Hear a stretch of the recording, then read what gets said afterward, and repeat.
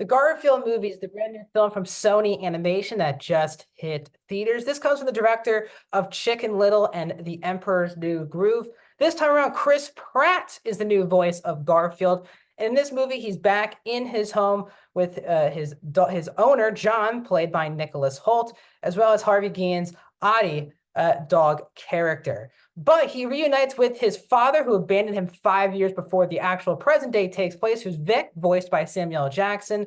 And they are caught up in a tailspin as Jinx, played by Henning Waddingham, sets up these three and more, including Ving Rhames' Otto character, to pull off a milk heist in order for Vic to pay off his debts to Jinx.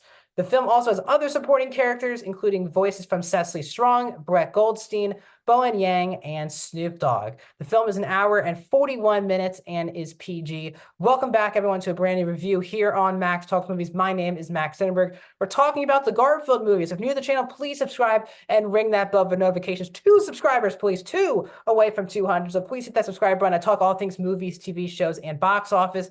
Comment down below. What are your thoughts on the Garfield franchise? Did you grow up with Garfield? What version of Garfield is your favorite? Did you like this interpretation, or do you think they should stop making these movies? Also, please like the video, the thumbs up button. So overall, someone who grew up with the Bill Murray quasi live action Garfield films. They were films that I watched as a kid. I've never gone back to those movies. Garfield is a very simple character. I didn't understand why all these movies were made because of this character, but I wasn't really excited for this one. Chris Pratt is in another animated project after being in the Lego movies, Onward, the Super Mario Bros. Movie. He's been in a lot of animated films recently, so I wasn't like thrilled. I love Chris Pratt, but I'm kind of getting tired of this, even though I've liked all of his performances so far. But let's get into my thoughts on the Garfield movie. And overall, this movie is going to keep kids attentive and not bored for 100 minutes in the movie theater, but I don't think adults are going to find much enjoyment in this movie. While kids might enjoy themselves for the 100 minutes that they're in the movie theater, this will be a movie that will quickly be forgotten about until they rewatch it some other time.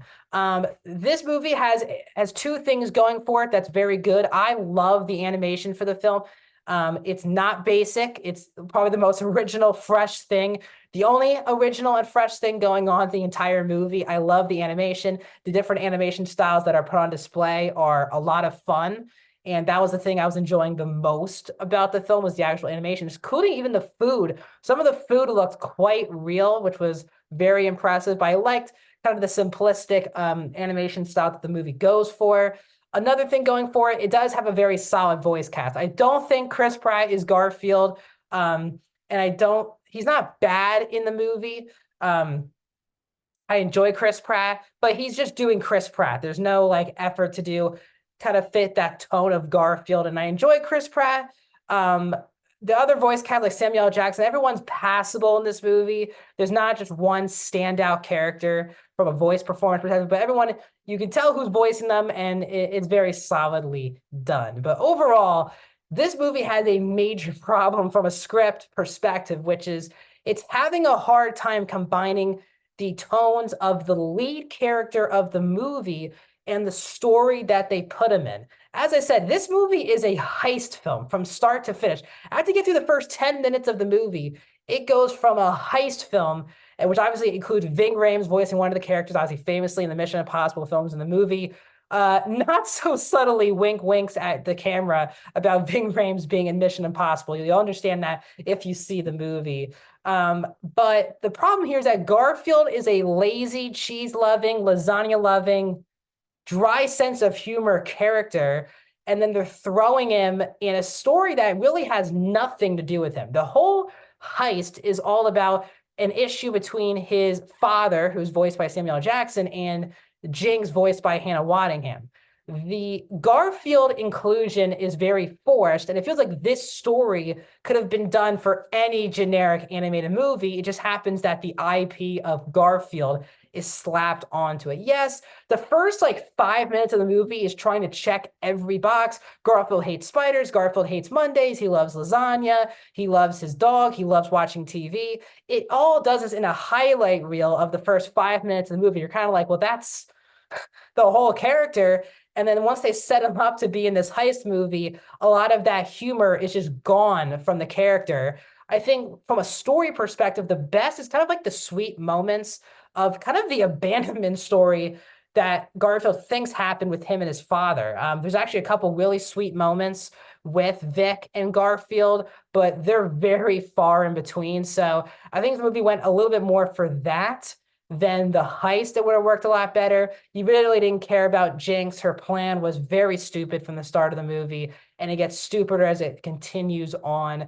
John, who is, I really enjoy Nicholas Hoult in this movie. You wouldn't really recognize him unless you see afterwards that he was voicing John. But John's very frantic, but he also just feels like an afterthought after Garfield goes on this heist, and they keep cutting back to John on a phone call, and that whole bit was not funny other than the frantic nature of the voice performance from Holt.